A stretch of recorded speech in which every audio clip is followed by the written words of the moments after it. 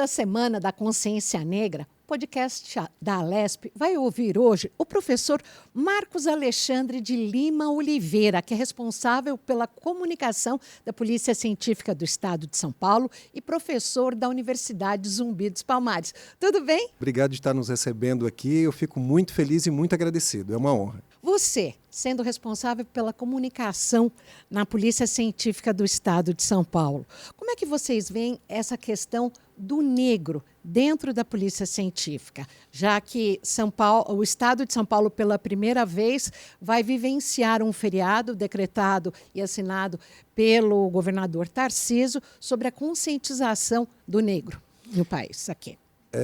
Um dado importante foi que em 2019 o secretário de Segurança Pública anterior visitou a Universidade Zumbi dos Palmares para um evento interno lá da faculdade. E aí o principal assessor dele me ligou e falou assim, olha, o secretário quer saber os dados de quantos negros, qual é a porcentagem de negros que tem dentro da Polícia Científica do Estado de São Paulo. Eu lembro que era o nosso outro superintendente, e eu conversando com ele, ele falou assim, cadê os dados? Eu falei, doutor, a gente precisa fazer um levantamento imediato, isso 2019. Um mapeamento. Um mapeamento na hora. O que acontece? Foi feito esse mapeamento e entregue os dados para o secretário. Isso foi emblemático, por quê? Porque a própria Polícia Científica, naquele momento, não tinha noção da quantidade de pessoas, não é que eram negras, mas que não tinham um retrato da sua etnia dentro da sua própria instituição. A instituição que não conhece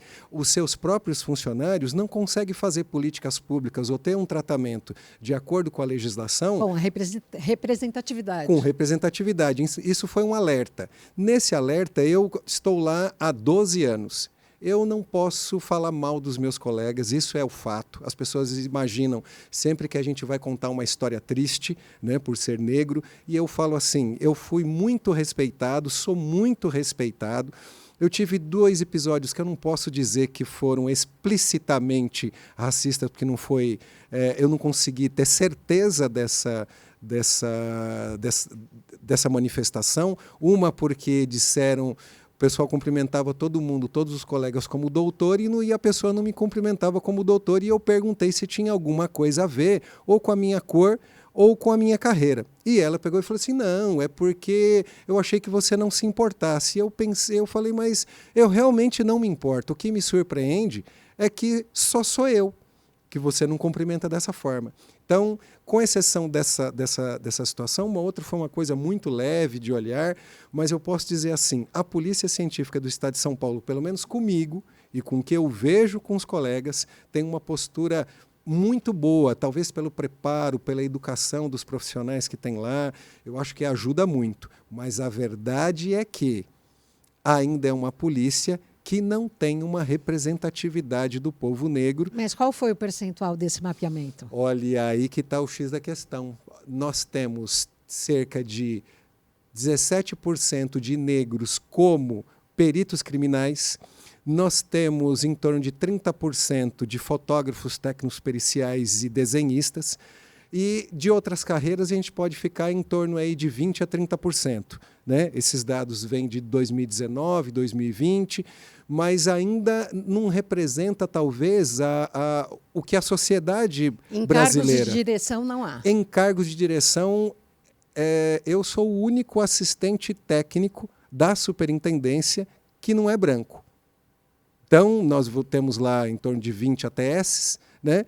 E eu sou o único negro. E eu não me vejo como o único negro. A minha filha, que é negra, até às vezes me corrige, me faz um letramento racial, e eu me vejo como um homem. Que as pessoas me veem como um homem negro, eu sou muito mais do que um homem negro. Em primeiro lugar, eu sou um homem. Né? Mas justamente por ser um homem, eu me coloco como negro, não é porque eu quero estar do lado dos oprimidos, não é isso. É que talvez como meu filho, que é bem mais claro do que eu e diz que é negro e se assume como negro, eu quero ter uma afirmação. Eu não vim aqui nesse mundo para ficar fugindo de briga. E a briga é minha e é de todas as outras pessoas que eu vejo que sofrem uma diferenciação por uma questão estética. Ou porque é gordo, ou porque é preto, ou porque é mulher, ou porque é japonês, que eu trabalhei mais de 30 anos com japonês e vi muito disso, ou porque ele tem alguma coisa que é fora do que deveria ser o padrão. O que é o padrão? Então, já que é para ser, eu não vou ser o padrão. Eu vou do lado que não é o padrão e vou tentar transformar isso como padrão. E dentro desse contingente, há mulheres negras na Polícia Científica do Estado de São Paulo? Nenhuma mulher negra em cargo de direção. Algumas mulheres, eu conto de cabeça 2 em cargos de assessoramento e que fazem um trabalho excepcional, não vou dar nome, a gente não vai aqui pessoalizar, mas já me vem aqui na mente 2 mulheres negras que fazem um trabalho de assessoramento no Instituto de Criminalística fantástico, que às vezes até me causa espécie, e eu fico pensando, se eu estivesse no lugar dessa mulher, eu não conseguiria dar metade da conta desse trabalho. E eu gostaria de lembrar de um rapaz negro, que é assistente no IML, que eu vou falar na semana, 5 vezes na semana ele me salva, porque eu ligo para ele e é um profissional de primeiríssima linha. E aí eu vejo de novo, não é a questão da cor, não é a questão da origem, não são questões externas que fazem um bom profissional, um bom servidor público. Mas, infelizmente, para ser servidor público nos moldes que nós temos hoje do concurso público, o concurso público exige uma capacitação que muitas vezes está fora do povo negro, de uma boa parte do povo negro, que infelizmente também uma boa parte do povo negro tem uma condição financeira ainda hoje historicamente menos privilegiada, muitas vezes não tem oportunidades. Então o que nós precisamos é ter oportunidades e preparação para que esse povo passe num concurso público e possa ocupar esses lugares. Você defende cotas para concursos públicos? Infelizmente defendo cotas. Infelizmente defendo. Por quê? Porque não é o ideal. Como também o concurso público não deveria ser o ideal. Ele ainda é injusto, o concurso público. Não é à toa que o governo federal está estudando, para o bem ou para o mal, uma unificação de alguns concursos públicos em algumas carreiras macro, para que não seja aquela coisa muito específica e o funcionário fique meio perdido numa mini reforma administrativa, talvez começando pelo concurso. Então, o ideal seria que não tivesse cota. Mas como a gente não tem uma formação melhor desses postulantes, desses candidatos, eu sei, porque eu fui professor de concurso público para a Polícia Civil 3 anos, e eu tinha vergonha, porque 3 anos dando aula para pessoas que queriam ser investigador de polícia, escrivão de polícia, eu tinha vergonha de eu não prestar, porque eu tinha medo de eu não conseguir passar. Mas aí um aluno meu, com 11 concursos, dá vontade de chorar. Esse menino prestou 11 concursos e não passou em nenhum. Mas no 11º concurso ele falou para mim, professor, se eu tivesse o seu preparo, eu ia tentar. Eu tentei e eu passei por ele. Mas eu vejo assim, mas foi muito difícil. Então, pela minha situação que estudei, eu vejo as outras pessoas, elas precisam ter um incentivo para que a gente possa subir um pouco esse numerário de pessoas nessa situação um pouco mais vulnerável, para que chegue um momento a gente possa fazer que nem os Estados Unidos está fazendo hoje. Os Estados Unidos hoje, a exemplo que está sendo feito aqui, está diminuindo essa questão de cotas justamente porque o negro americano começa a ocupar alguns lugares de poder. E é isso que Rui Barbosa nos ensinou, tratar de maneira igual os iguais e diferente os diferentes. Por enquanto, está diferente, tratemos diferente. Não precisa ser, vai passar na frente, não, mas uma coisa que incentive. Às vezes, meio ponto vai fazer com que aquela pessoa possa ocupar aquele cargo, que às vezes pode ficar até vazio, Renata, porque o cargo vai ficar vago porque o cara não conseguiu alcançar aquela pontuação mínima, Jesus. E delegados negros? Então, você se recorda? Eu recordo só de 2, que vem aqui na minha cabeça. O doutor Akhenaton, lá de... Eu o vi, inclusive... Fiquei muito feliz com essa postura. Isso, quando a gente vê alguém se reconhece, ele todo paramentado, todo fazendo um trabalho muito sério, e a Band acompanhando um trabalho da perícia. E aí o profissional olhou para mim, olhou para o delegado fez uma postura séria falando isso não pode filmar, isso não pode fazer. Ele tomou pé da situação num caso de sequestro. E a gente estava indo lá para fazer a perícia do local. E eu junto acompanhando, né, pela parte da perícia. E ele sério comigo também, eu fiquei muito orgulhoso. De ver uma pessoa aproveitando de forma correta no interesse público e assumindo o seu papel negro. E o delegado, o doutor da Cunha, que foi... Sim, polêmico. Muito polêmico. Ele foi meu professor, ad hoc na academia, numas 2 aulas. Ele deu aula de abordagem policial. Eu lembro que eu falei para ele assim, como é que eu tenho que fazer, doutor? Ele falou, parado, polícia. E aí eu cheguei assim e falei, parado, não fala assim com o bandido, não, que se você falar assim calminho, ele não vai acreditar. Então, ele me deu umas boas aulas, tem essa questão polêmica hoje, político. Eu espero que isso seja superado e que realmente ele possa ser uma pessoa que o negro, o jovem negro, possa se espelhar e não ter o que eu vivi na minha infância, do cara pegar e olhar e falar assim, eu quero ser quem? Eu quero ser o cara que se aparece na quebrada. Com o quê? Com a moto roubada, com vendendo. Eu quero ter heróis. Eu preciso ter heróis que eu me reconheça. Eu preciso ter a Barbie negra. Eu preciso ter a Barbie oriental. O bebê. Eu preciso ter isso. Eu preciso ter o Pantera Negra. Eu preciso ter o Miles Morales, que eu malemar digo que sou especialista em quadrinho, quem sou eu? Eu preciso ter esses personagens para eu construir a minha mitologia, porque nós vivemos de história.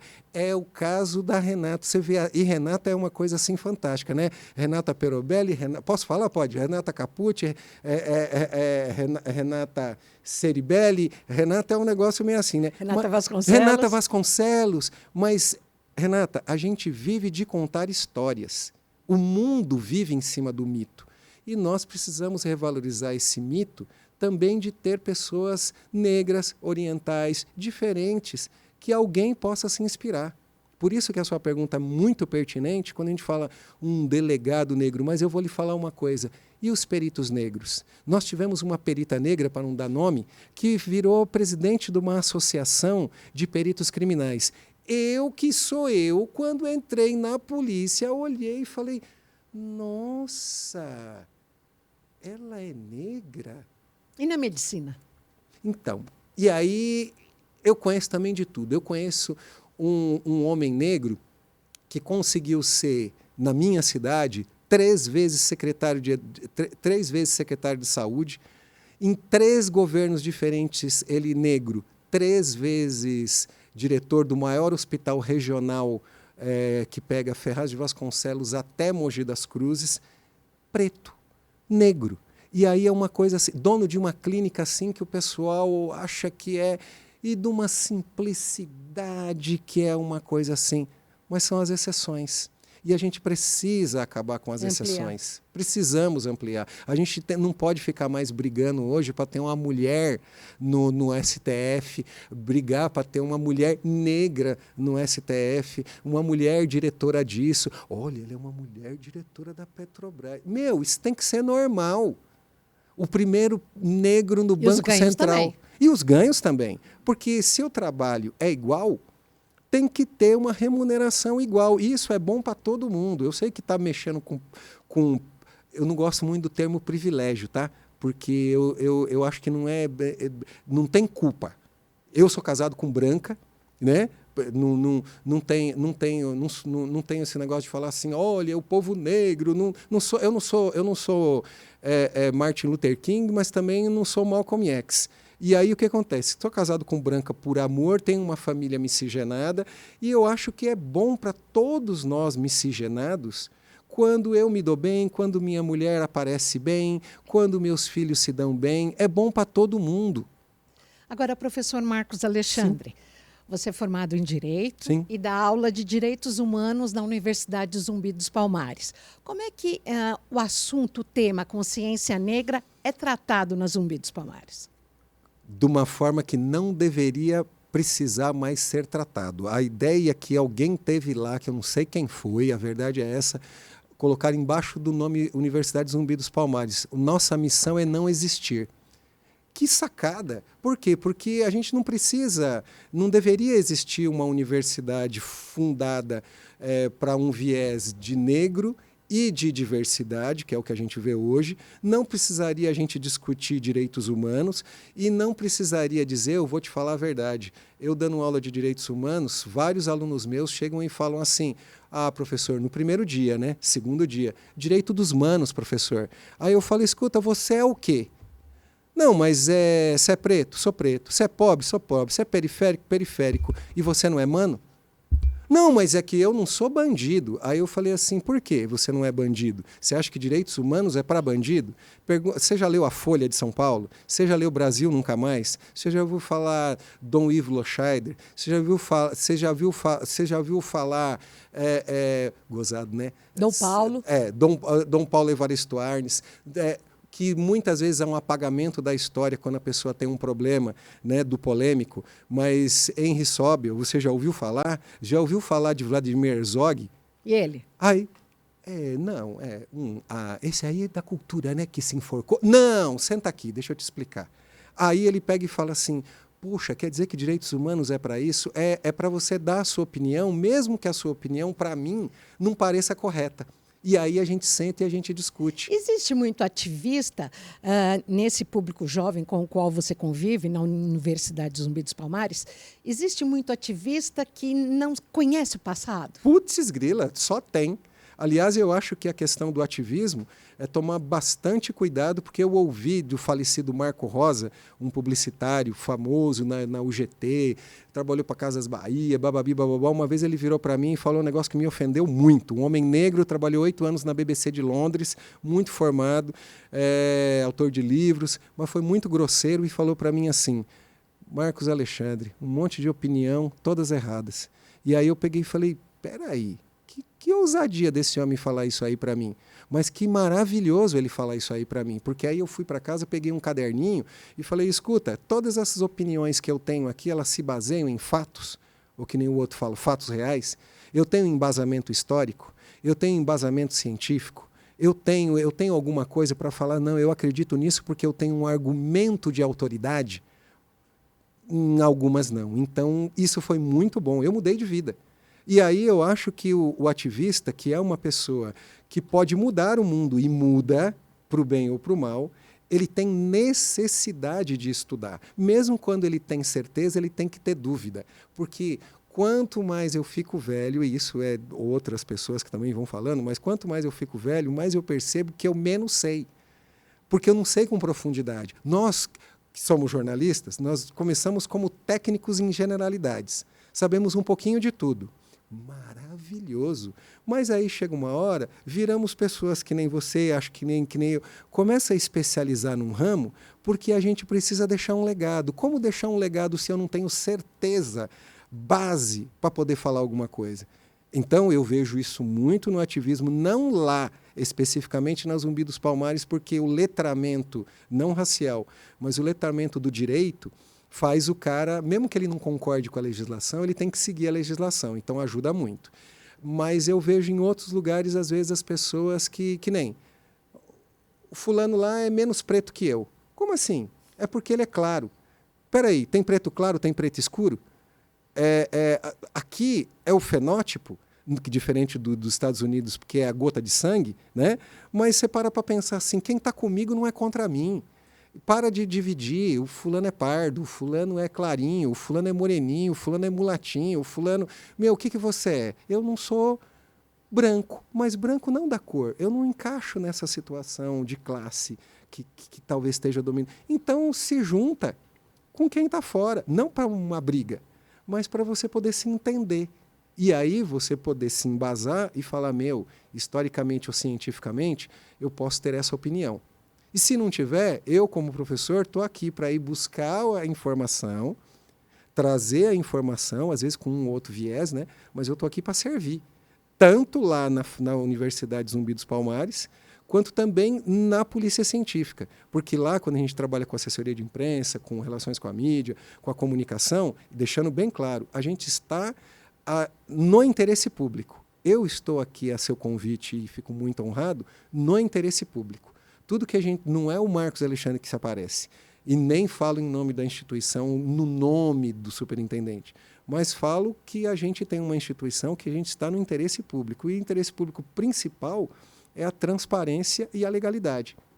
O racismo estrutural, ele existe, ele permeia todas as classes na sociedade? Vou citar de novo quem tem base. É o nosso ouvidor anterior, o doutor Eliseu.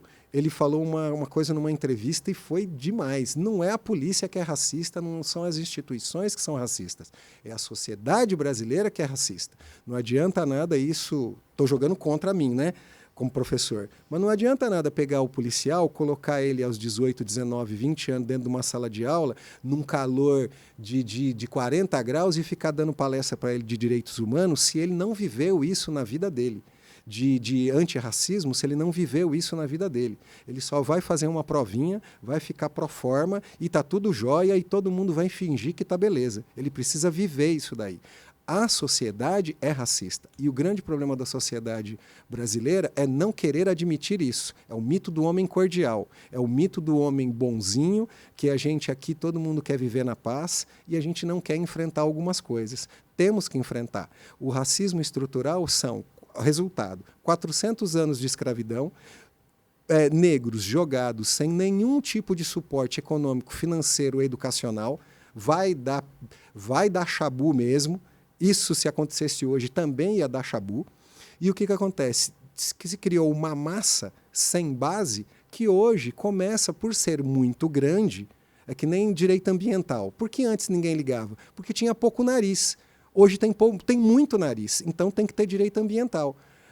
Hoje nós temos uma massa tão grande de desfavorecidos no país, talvez um dos países mais desiguais em distribuição de renda no globo terrestre, em comparação com o que a gente tem, vamos virar a nona economia do mundo, e começa a incomodar. Se a gente não for no cunhado e melhorar a vida do cunhado, para o cunhado não vir pedir 50 conto para a gente no final de semana para fazer um churrasco, o cunhado vai pedir os 50 conto.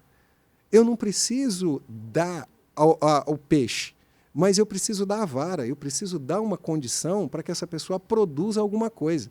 Porque se eu não mexer com isso, o que vai acontecer? Nós vamos perder o controle. Aí, como Fukuyama escreveu muito bem, né? Eu estou tomando conta quando ele falou o fim da história. Ele escreveu um livro chamado O Fim da História, que depois ele pediu desculpa, que não era isso que ele queria dizer quando caiu o Muro de Berlim. Mas é assim, a história, os processos da história são um elástico esticado.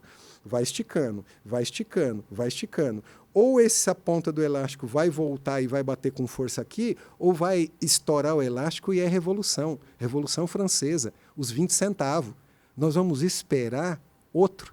Por isso que foi muito feliz, se eu posso dizer isso, do governador como funcionário público, né? Não é um juízo de valor ou desvalor, você é ousado. Ele foi muito feliz de reconhecer uma coisa que está aí. Foi um projeto de lei, foi aprovado, ele foi e sancionou. E agora, dentro desse feriado, como é que você vê as entidades trabalhando sobre a consciência negra? Felizmente, essa é uma pergunta muito boa. Eu tenho visto que é assim, o pessoal está entendendo que não é um feriado para ficar em casa. Não que não possa. Mas o pessoal hoje tem online. Nós aprendemos na pandemia que é só a gente ligar lá a câmera, para não fazer propaganda de um ou outro aplicativo, e a gente fazer uma reunião. Olha aqui que coisa maravilhosa que é esse programa aqui, que alcança o mundo inteiro, gravado. Então, a grande sacada o pessoal se reúne. Lá eu faço... estou terminando um mestrado aqui na USP em Humanidades, Direitos e Outras Legitimidades. Essa parte indígena, negra, da diversidade em si é muito forte. E o pessoal, por exemplo, até na USP vai lá, se programa, prepara alguma coisa, faz uma mesa redonda, os movimentos negros. E eu falo movimentos negros no plural, porque, felizmente, não tem um único movimento negro, e isso é importante. Há inúmeros. E quanto mais tiver, melhor, porque ninguém é dono de nada. É que nem aproveitando o ensejo, falando de comunicação. Quem sou eu? Eu estou lá na comunicação da Polícia Científica como um dos caras que está carregando. Mas a comunicação é de todo mundo. Cada perito, cada desenhista, cada fotógrafo, cada atendente de necrotério, cada auxiliar de necrópsia, cada médico legista que faz o seu trabalho, só faz o seu trabalho. Ele faz a boa comunicação. E também da mesma maneira, cada negro que faz a sua parte, que é se comunicar, viver dentro da legislação que está posta aqui no país, que dá exemplo, que vive como uma pessoa normal dentro do possível, que se esforça, ele já é o movimento negro. Mas aí, às vezes, a gente tem umas organizações que é da vida, direito de associação, direito de reunião. Mas eu vejo que as pessoas estão dando uma de Greta. Ela tem uma ideia, ela liga a câmera, ela põe é o B2B. Ela vai, ela produz conteúdo, e eu acho que esse feriado vai ser mais uma oportunidade para as pessoas, no mínimo, se conscientizarem de que a gente precisa discutir essas questões de forma adulta, madura, para a gente acabar não criando mais muros do que pontes. A inteligência artificial o preocupa nessa área? Muito, porque, infelizmente, olha que coisa interessante, Faculdade Zumbi dos Palmares tem um curso de segurança, eu sou professor lá de Direitos Humanos, num curso de segurança da informação, Renata. Por que eu vou dar aula de Direitos Humanos?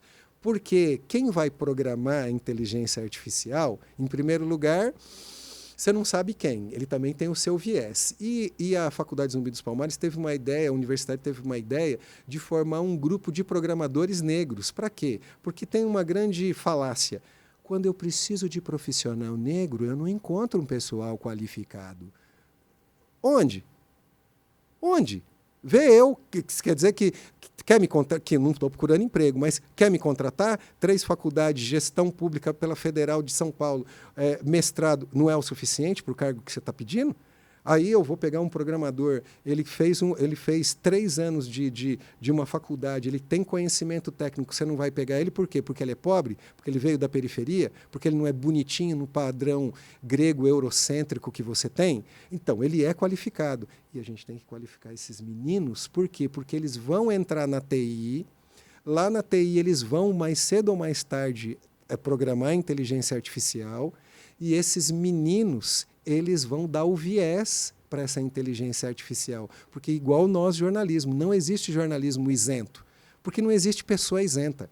Existe jornalismo honesto, que não faz fake news. Existe jornalismo ético. Mas um jornalismo totalmente isento, não. Vai dizer que lá na faixa de Gaza o jornalista não está chorando? Não tá mexido ou do lado de Israel ou do lado dos palestinos? A equipe da Reuters que perdeu o cinegrafista? E como é que ele está? Ele tem um sentimento, ele conheceu aquela pessoa, ele tem um sentimento, mas ele pode ser honesto, ele pode relatar o fato, que é da profissão dele. É a mesma coisa na inteligência artificial. Pegamos, então, um pessoal que já sofreu o que é racismo, sabe que o reconhecimento fotográfico não é perfeito. Nós, na Polícia Científica do Estado de São Paulo, é tudo misturado, né? 2019 ganhamos um prêmio internacional, que é triste falar que a gente ganhou um prêmio por causa disso. 8 mulheres acusaram, em sede de delegacia, um homem negro comum, parecido comigo, que sou uma pessoa comum, de estupro. Essas 8 mulheres tiveram material colhido nas suas oportunidades dentro dos IMLs, BMCare. Trâmites legais. Fez o exame, nenhum dos DNA colhidos dessas mulheres era desse homem preto. Vou lhe dizer uma coisa, 3 anos ainda demorou para que ele tivesse o nome dele reabilitado pela justiça. Nosso colega César Galvão, que eu ainda me considero da comunicação, por isso chamo de colega com muito respeito, César Galvão saiu da Globo, contou agora num podcast recente. Por quê? Porque ele falou, eu dei essa notícia quando estava na Globo, me senti na obrigação de agora, tendo saído, contar o desfecho, porque demorou 3 anos. E por isso vocês ganharam o prêmio? E por isso nós ganhamos o prêmio. Por quê? Porque a perícia não vê cor. A matemática não vê cor, a física não vê cor, a biologia não vê cor, a gravidade não vê cor. E por isso que a prova técnico-científica, ela, não vou dizer que ela é superior à prova testemunhal. Não é isso, não existe valoração das provas. Isso não existe. Mas, porque senão a gente não poderia ouvir a palavra de uma mulher que foi assediada, estuprada. Mas o que acontece? A prova técnica, ela é científica. E quando ela é feita com método científico, de verdade, não frenologia, né? Aquele do Leonardo DiCaprio, olha esse crânio, aquilo era frenologia, que era uma pseudociência. Mas quando ela é feita com ciência, a ciência não vê cor. Muito obrigada pela sua participação, Eu Marcos Alexandre, você que é professor da Universidade de Zumbi dos Palmares, é responsável pela comunicação da Polícia Científica do Estado de São Paulo. Volte sempre, traga todos os diretores, já inclusive tivemos aqui, já fizemos no podcast. Muito obrigada. Eu que agradeço. Obrigado, Renata. Podcast da Alesp vai ao ar diariamente às 8 da noite, um pouquinho mais cedo, às 19 horas. Todo dia um episódio inédito, também nas plataformas digitais. Até mais!